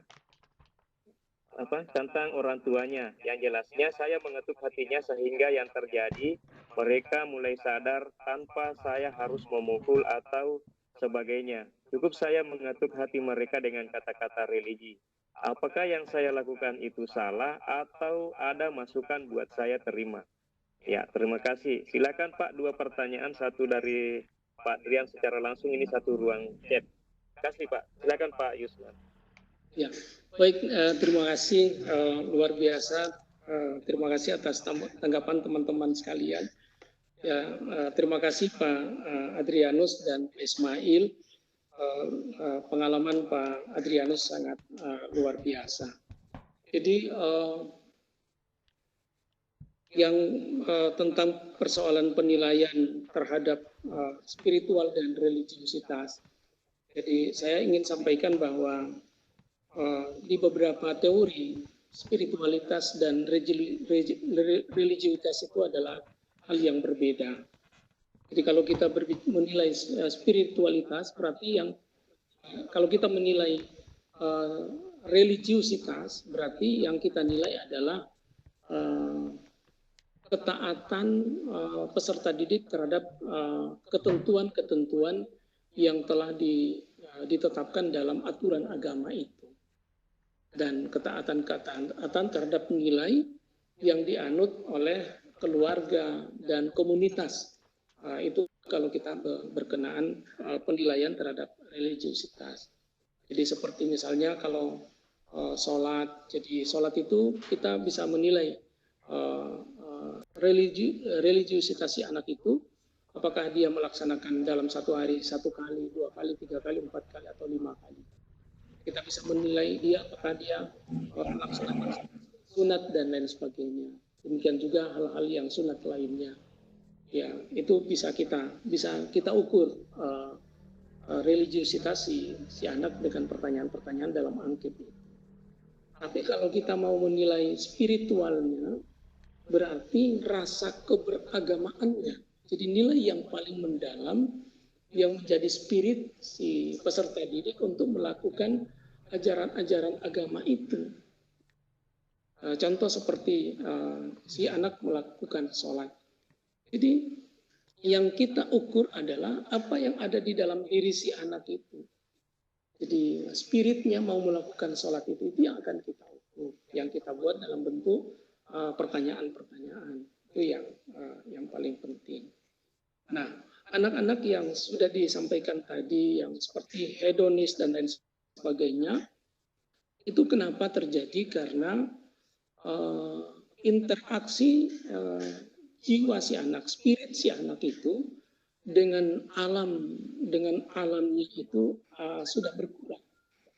Jadi sudah berkurang. Jadi kita jarang mengingatkan mereka, menghubungkan mereka dengan apa yang ada di atas. Apalagi menghubungkan kita dengan hari penghakiman. Jadi anak-anak itu pasti paham mereka bahwa apapun yang mereka lakukan pasti akan mendapatkan semua anak itu meyakini itu, bahwa apa yang dia lakukan pasti akan dimintakan pertanggungjawaban. Itu yang perlu kita ingatkan, termasuk masalah hedonis yang oleh karena itu salah satu komponen yang perlu kita perkuat di dalam spiritualisasi anak adalah dimensi transendental. Jadi adalah keyakinan yang sangat mendalam dari apa yang dilihat dan apa yang dirasakan oleh si anak.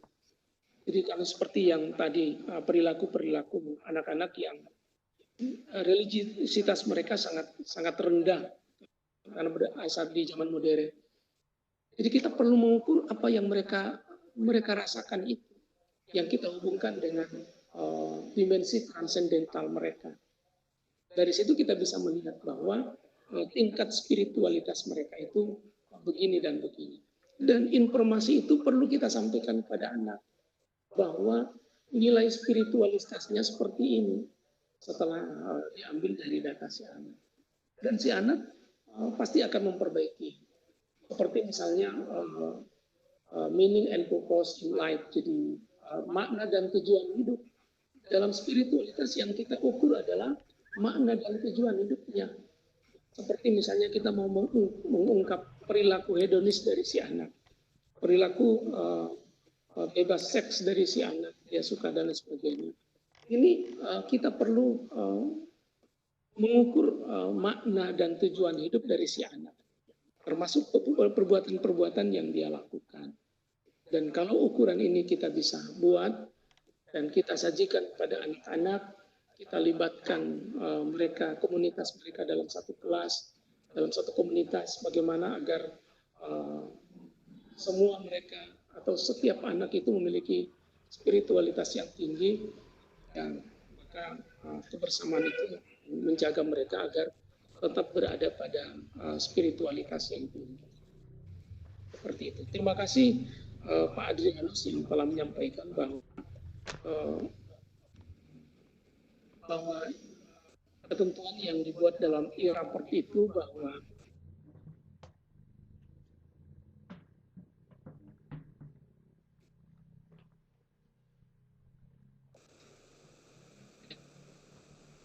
sama seperti penilaian sikap sosial. Jadi ini yang perlu kita lakukan. Kemudian yang berikut, tadi yang disampaikan Pak Ismail ini sangat-sangat sudah seperti itu menurut Pak Ismail, menurut saya, bahwa ketika kita berhubungan dengan spiritual, maka yang kita sentuh itu adalah inti itu, roh itu. Jadi kita berkomunikasi dengan mereka, berkomunikasi dengan roh. Jadi kita arahkan pikiran mereka pada roh itu. Jadi kalau kita mengetuk hati mereka, itu adalah strategi terbaik untuk membentuk spiritualitas mereka. Tetapi yang kita bahas malam ini adalah bagaimana kita menyiapkan instrumen, merancang instrumen untuk menilai spiritual yang ada itu. Jadi pada anak-anak yang disampaikan oleh Pak Ismail, kita bisa mengukur seberapa besar tingkat spiritualitas mereka. Jadi dengan kita mengetahui tingkat spiritualitas mereka, kita sampaikan pada peserta didik, mereka ada yang setuju, ada yang tidak setuju, dan lain sebagainya. Nah, perbedaan data ketika sudah disajikan pada anak-anak, ada yang setuju dan tidak setuju, ini adalah tingkat kerumitan tersendiri dari tes spiritualitas yang dibuat atau yang kita adopsi.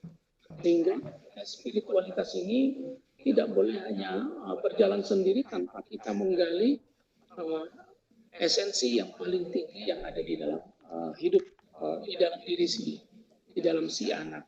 Contoh misalnya tentang mission of life, jadi misi mereka dalam kehidupan.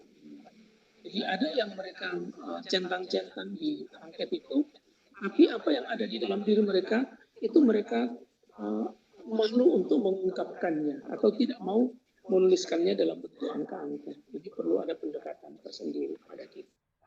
Tapi pada orang seperti itu, kita hanya dalam penilaian sikap itu semuanya baik. Tinggal ada yang lebih baik, yang nilai A dan ada nilai C. Yang kita masukkan di A dan C ini yang perlu penanganan lebih serius dari kita. Sehingga kita perlu mendalami angket atau instrumen hasil penilaian yang kita dapatkan informasinya dari instrumen yang kita buat. Itu. Jadi mantap Pak Ismail, sudah. Seperti itulah kalau kita melakukan pendekatan spiritualitas dan religius. Terima kasih Pak.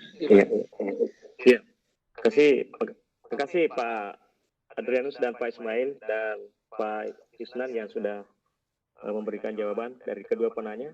Ini ada puluhan bahkan ratusan ini ada pertanyaan dari Pak Yusnan, ini dari teman-teman sahabat guru hebat dari seluruh Indonesia, ada yang mau angkat tangan ini untuk bertanya secara langsung dan juga melalui chat. Selanjutnya kita persilakan Ibu Mardiana, ini dari Ibu lagi nih Pak Yusnan dulu. Kita persilakan Ibu Mardiana. Siap. Selamat malam Ibu. Halo Ibu. Ada suara ini kayaknya. Kalau begitu kita pindah ke Ibu Endang ya. Ibu Endang. Ya, selamat malam Bu. Ibu Endang Saslin, selamat malam. Kita persilahkan ibunya dulu. Ibu Endang, halo selamat malam. Ini sudah panggilan ketiga. Oh ya, selamat malam. Silakan Ibu.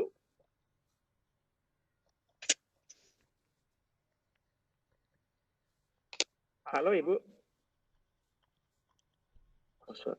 Suaranya jelas Pak Yusna? Jelas Pak Dirlan. Siap. Ya, silakan disimak Pak. Saya tidak dengar, jadi disimak aja Pak. Ya, siap. Didengar Pak Dirlan. Ya. Silakan Ibu Endang. Silakan Bu Enda. Kemana ini? Maaf, nggak kepencet. Silakan. Kedengaran suaranya Bu Enda. Ya. Oh, tidak ada Pak, tidak. Ini. Oh, tidak ya? Oh ya, tidak. Terima kasih Bu. Tidak ya, Ibu Nirwati. Ibu Nirwati, silakan Ibu. Ibu Nirwati. Diaktifkan mic-nya Bu.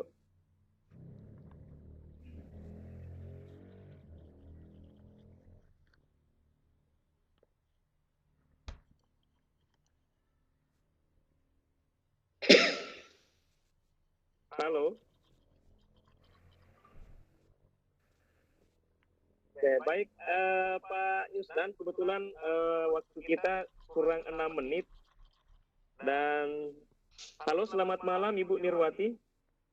Iya Pak. Iya, silakan Bu bertanya. Iya, selamat malam. Ini yang saya mau tanyakan tadi itu sudah ada di chat aja Pak. Di chat. Oh ya, begitu Ibu ya. Jadi tidak bertanya lagi Bu ya.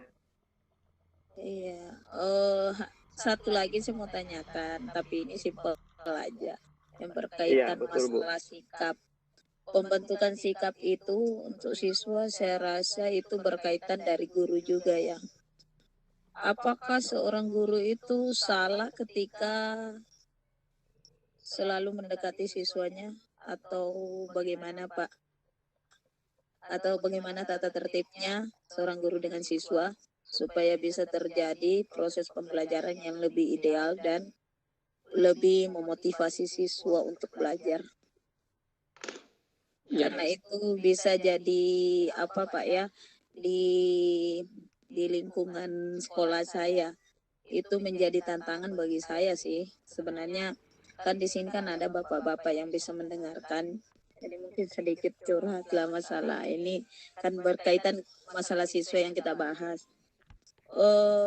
Kalau menurut teman-teman katanya langkah saya itu salah ketika saya terlalu mendekati siswa. Apakah itu salah Pak?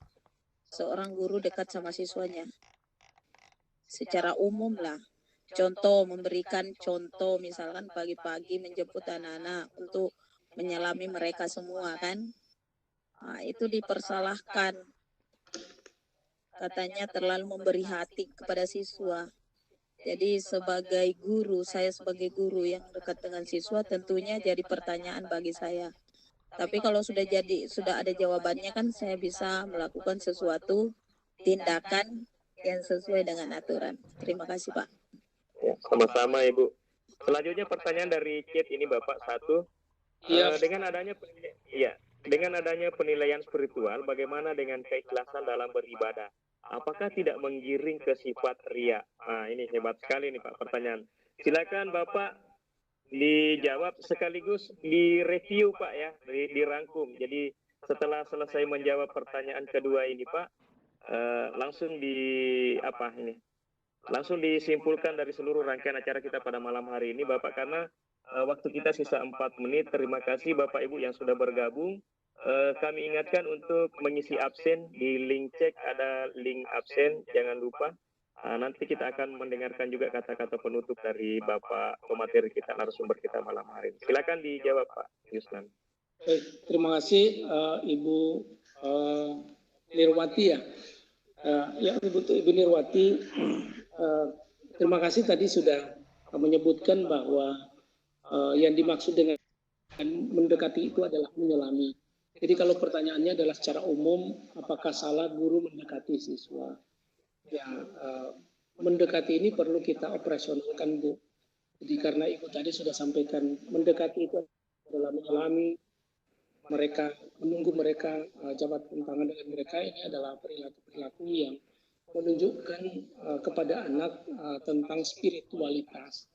Tetapi yang paling penting bagi Ibu adalah tanamkan kepada anak bahwa mengapa ibu melakukan itu dan mengapa mereka harus melakukan itu. Jadi bukan karena ibu atau bukan karena mereka, itu yang paling penting.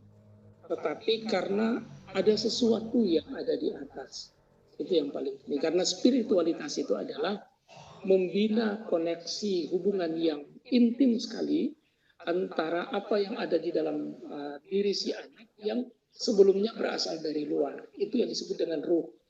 Jadi menghubungkan kembali ruh itu dengan yang menciptakan ruh, itu yang kita tanamkan kepada si anak. Jadi pendekatan yang kita lakukan adalah pendekatan itu. Jadi itu menurut saya kalau yang dimaksud dengan mendekati adalah seperti tadi, menurut saya ini hal yang luar biasa dan itu sangat baik bagi anak. Dan bahkan anak-anak yang sangat nakal yang kita lihat seperti nakal sekali di kelas, di sekolah, tapi ketika kita melakukan pendekatan seperti yang ibu lakukan, maka mereka akan takluk ya, akan takluk di kita bisa ini. Memang sebagian guru yang tidak bisa menerima karena memang ini juga yang perlu kita bentuk di teman-teman guru. Jadi kekuatan spiritual juga harus ada di guru bukan hanya pada siswa. Kemudian yang berikut, ketika kita melakukan penilaian terhadap ibadah, tapi kalau yang disebutkan ibadah ini adalah persoalan penilaian religiusitas, jadi ketaatan beragama seseorang bisa ini seperti tadi sholatnya dan lain sebagainya, apa itu masuk dalam ria atau tidak. Memang ini ukuran ria adalah ukuran sesuatu yang berada di dalam hati yang paling dalam. Jadi mengukurnya juga bisa kita ukur. Jadi kita bisa membuat instrumen untuk mengukur ria si anak ini bisa kita. Tetapi kalau ditanya adalah apakah kalau ketika kita melakukan penilaian terhadap keberagamaan, jadi pengamalan agama dari anak-anak itu adalah ria, ini akan kembali kepada masing-masing si anak. Makanya guru harus mengingatkan pada peserta didiknya dan termasuk kita sendiri sebagai guru untuk menghindari jangan sampai muncul seperti itu. Kita ingatkan pada mereka bahwa apa yang kita lakukan tujuan hidup kita adalah tetap ke atas itu, ke atas bukan untuk dilihat oleh manusia. Karena ria itu berkenaan dengan apa yang dilihat oleh manusia. Mungkin seperti itu tanggapan saya. Selanjutnya saya menyampaikan terima kasih kepada seluruh pendukung sadar pada malam ini, teman-teman tim yang ada dari kementerian, dari Siamolek yang telah memfasilitasi kegiatan pada malam ini, dan dalam merancang desain instrumen penilaian spiritual, ini adalah hal yang paling penting kita lakukan, yang saat ini sering kita lupakan dalam penilaian. Kita perlu membuat rancangan penilaian spiritual, baik yang kita adopsi dari luar atau yang kita buat sendiri, yang sesuai dengan kondisi di kita. Yang terakhir kami sampaikan bahwa kalau kita melakukan penilaian spiritual ini dengan cermat, kita dengan jeli dan tepat, maka kita bisa mengarahkan dan membentuk anak dalam kompetensi yang lain, baik kompetensi sikap sosial, kompetensi pengetahuan, dan kompetensi keterampilan yang menjadi kewajiban kita untuk membentuk dan membina kepada peserta didik kita. Terima kasih dan semoga instrumen penilaian spiritual ini dapat kita sama-sama guru hebat se-Indonesia bisa kita berbagi bersama dan bisa membuat juga yang kita bisa berikan sesuai dengan kondisi dan komunitas kita yang ada di sekolah. Terima kasih Pak Dirwan atas kerjasamanya semua tim, dan kepada yang kuasa kita menyerahkan diri, semoga apa yang kita lakukan ini mendapatkan balasan yang baik dari yang maha baik. Terima kasih. Assalamualaikum warahmatullahi wabarakatuh. Waalaikumsalam. Terima kasih Pak Yusnan Yusuf Eki atas pemaparan malam hari ini, tentunya sangat menarik. di mana sampai detik ini Pak Yusran luar biasa, teman-teman kita masih setia bergabung hingga 180 orang dari lebih 200 yang bergabung dari awal. Luar biasa, terima kasih Bapak Ibu yang sudah bergabung. Dan kami berharap Pak Yusnan dengan mewakili semua teman-teman panitia sadar mengucapkan terima kasih atas perkenaannya untuk hadir berbagi bersama teman-teman guru seluruh Indonesia pada malam hari ini. Materinya sangat menarik dan tentunya kami berharap di lain waktu dan kesempatan Pak Yusnan berkenan untuk kembali berbagi bersama dengan kita. Dan terima kasih juga kepada teman-teman panitia sadar, ada Pak Ibu Maisuri, ada dari Direktorat PSMK, kemudian dari Siamio, Siamolek, terima kasih atas roomnya, kemudian Pak Mufid yang bertugas setia hingga malam hari ini, Ibu Lani ya, Ibu Neng Lani, kemudian Pak Teribudi Santoso. Terima kasih semuanya, seluruh peserta yang sempat bergabung di Sadar IGI edisi 115. Sampai jumpa di Sadar berikutnya, tentunya dengan materi dan narasumber yang keren dan hebat. Dan dari kami host, saya Dirlan dari SMA 9 Sidra Provinsi Sulawesi Selatan, mengucapkan banyak terima kasih atas atensi Bapak Ibu semua dan semua sponsor utama. Mohon maaf apabila ada kekurangan sepanjang kegiatan dan acara kita berlangsung dari awal hingga akhir. Bila itu wal hidayah, wassalamualaikum warahmatullahi wabarakatuh.